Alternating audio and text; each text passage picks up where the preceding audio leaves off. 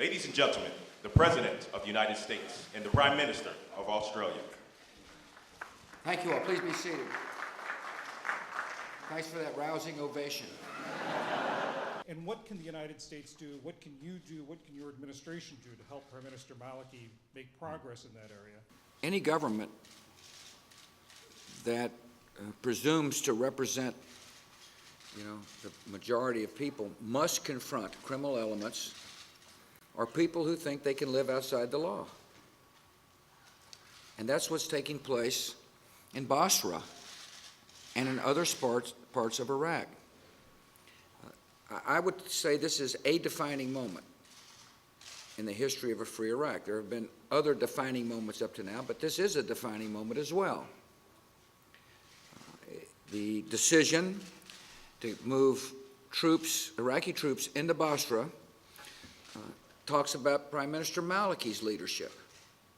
One of the early questions I had to the Prime Minister was, would he be willing to confront criminal elements, whether they be Shia or Sunni?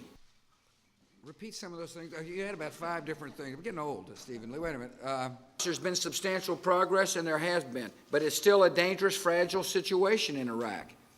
And therefore, my decision will be based upon the recommendations of Secretary Gates, the Joint Chiefs, as well as General Petraeus and Ambassador Crocker, all aiming to make sure that we have enough of a presence to make sure that we're successful in Iraq. And the reason why it's important to be successful in Iraq, because, one, we want to help establish a democracy in the heart of the Middle East, the most volatile region in the world. 2, we want to send a clear message to Iran that they're not going to be able to, have their way with nations in the Middle East. 3, that we want to make it clear that we can defeat al-Qaeda. Al-Qaeda made a stand in Iraq.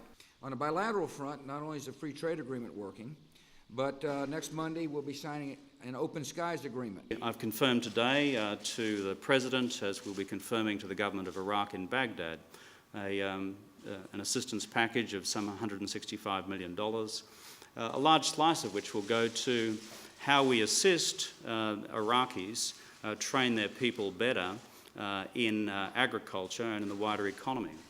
Prime Minister Maliki said this is a big need for us. We are a dry continent. We know a fair bit about dry land farming. So we'll be spending a lot of money training a lot of Iraqi farmers and agricultural scientists in the year ahead.